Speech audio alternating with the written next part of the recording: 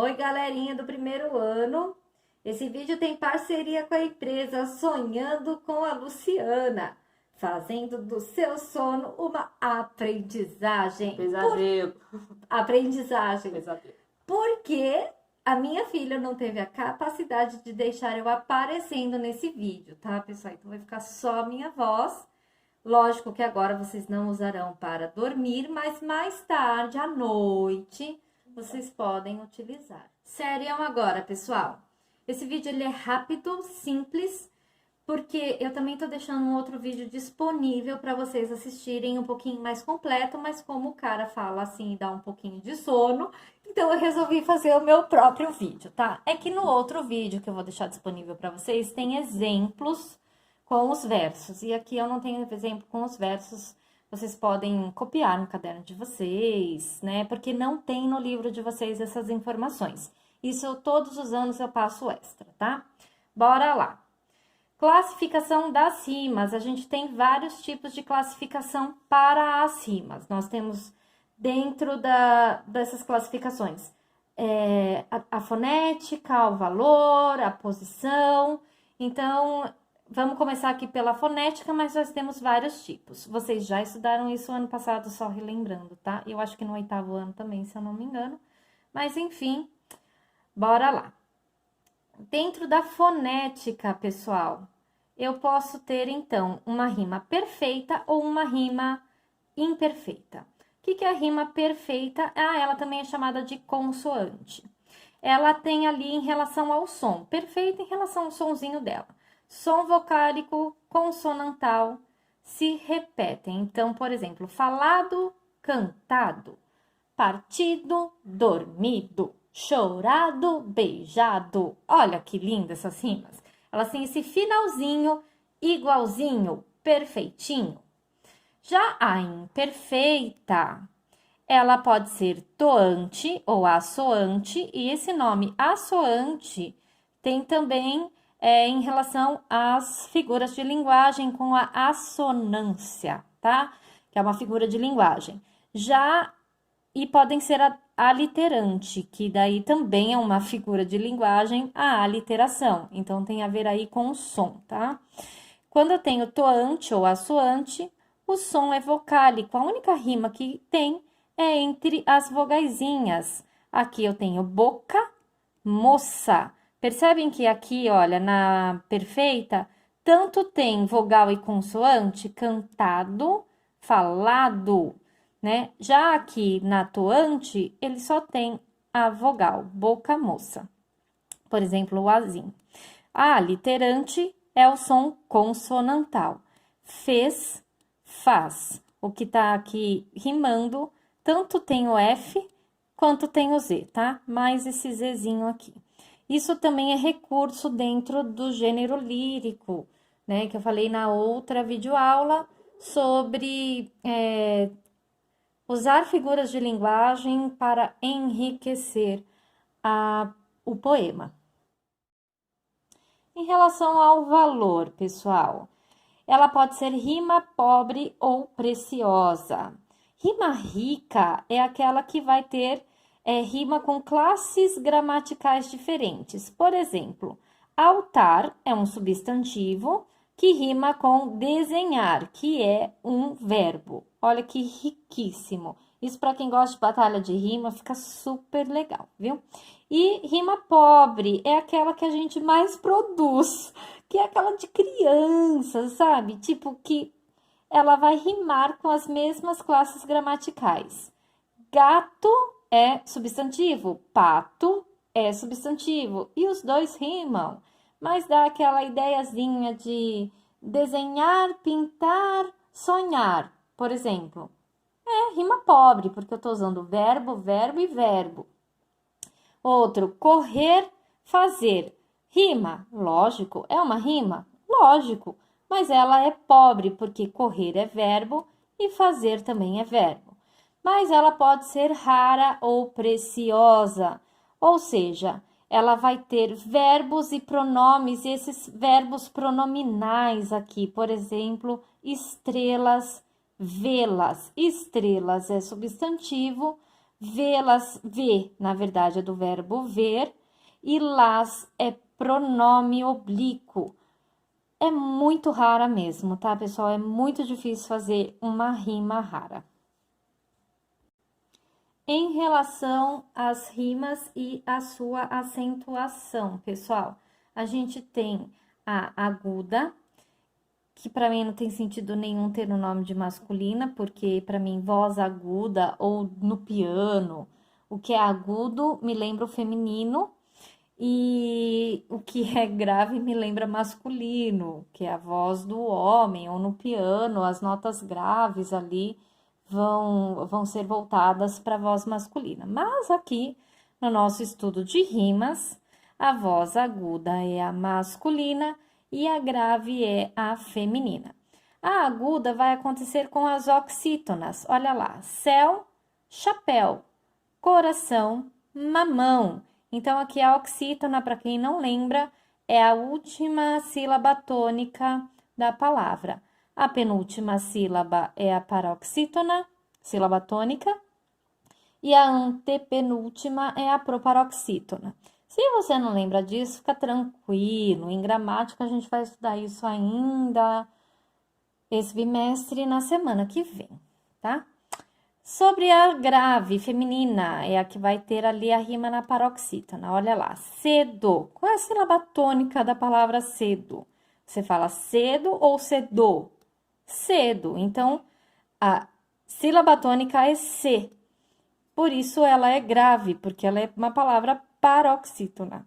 E medo também é paroxítona. Então, elas fazem uma rima em relação à sua sílaba tônica. Metade, amizade, além de ter a mesma... Aqui o exemplo calhou de ter a mesma vogal, né? Ele também tem a mesma tonicidade na palavra, a sílaba tônica. Metade, amizade. Já a esdrúxula, ou proparoxítona, que significa a mesma coisa, a rima vai acontecer na antepenúltima sílaba. Célula, cédula. Nossa, quero fazer um poema com essa diferença aqui, muito legal. E propósito com leucócito. Eu acho que faltou um Lzinho aqui, mas é leucócito. Eu quero saber quem vai fazer uma rima com propósito e leucócito.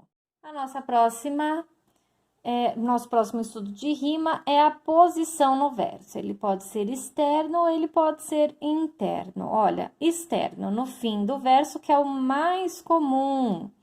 Esparrama pelo chão, põe a mão no coração. Então, eu tô rimando aqui minhas últimas palavras do verso. Então, eu digo que é rima externa. Já a rima interna, ela acontece, é um pouquinho mais difícil de acontecer, né? Precisa ter ali, assim, uma inspiração muito poética, muito boa, uma pessoa que desempenhe muito bem esse dom de escrever.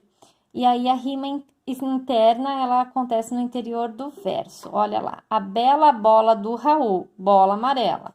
Lógico que aqui não tá no meio, como bola aqui, mas está no começo do segundo verso aqui do meu exemplo. Diferente da externa, que acontece no finalzinho do verso. Em relação à posição na estrofe, quando ela é externa, tá bom, pessoal? Esse daqui eu coloquei bem, sem exemplo nenhum, só aquilo que realmente acontece.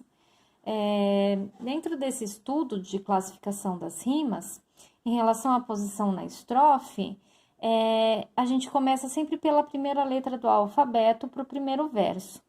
E aqueles versos que terminarem com a mesma rima, com aquela mesma terminação, eles recebem a mesma letra do alfabeto que a gente colocou. Então, vai de A, B, C, D, E.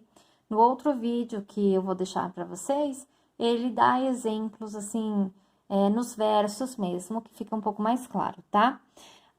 alternada ou cruzada fica AB, AB. A emparelhada ou paralela, AA, BB. Já a interpolada ou intercalada, AB, BA.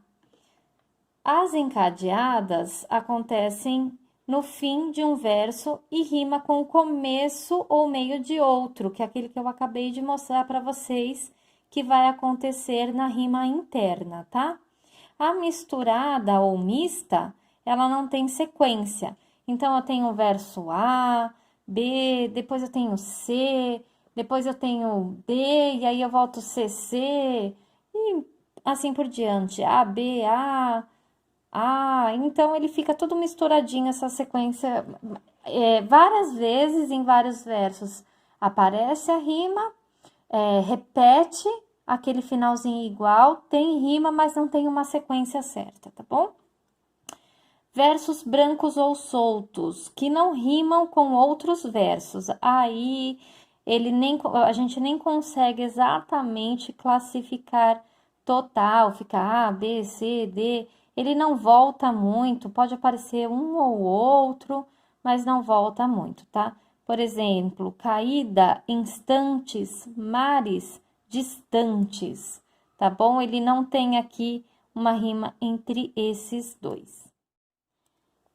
Mesmo que o nosso vídeo não seja exatamente sobre escansão poética, eu quero deixar esse finalzinho aqui com essas palavrinhas que vocês precisam anotar no caderno de vocês, que será muito utilizada nas aulas de literatura. Redondilha maior, redondilha menor, fazem parte da medida velha. O que era a medida velha? Sempre em uma época, as pessoas vão ter estereótipos, uma maneira de se vestir, de hábitos.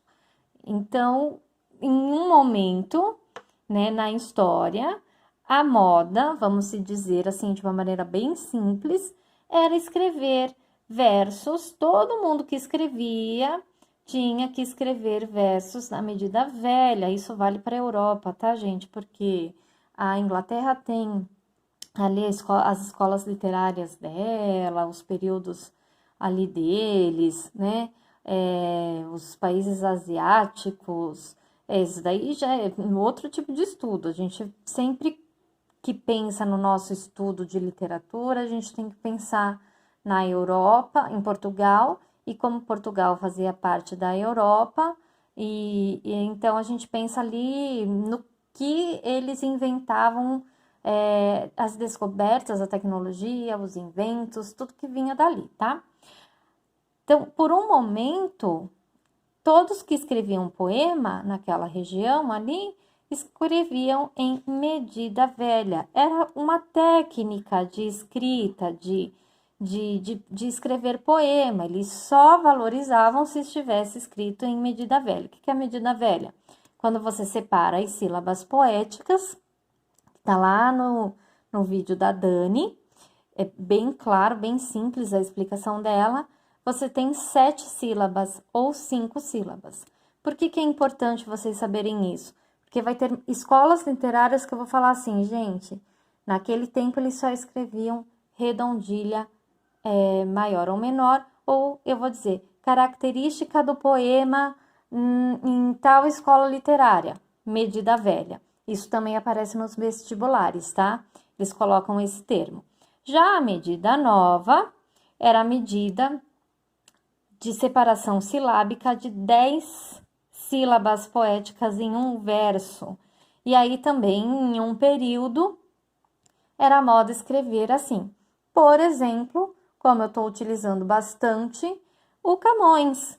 Camões escrevia bastante versos decassílabos. Ele escrevia na medida nova porque era moda, no período que ele vivia, escrever na medida nova. Os Lusíadas, por exemplo, é todo escrito em decassílabos, né? Não foi ele que inventou. Lembra que eu falei para vocês que ele tirou o esqueleto da Odisseia? Então, eu acho que era da Odisseia. Acho que uma coisa assim, né? Que eu não lembro se é da Ilíada ou se é da Odisseia.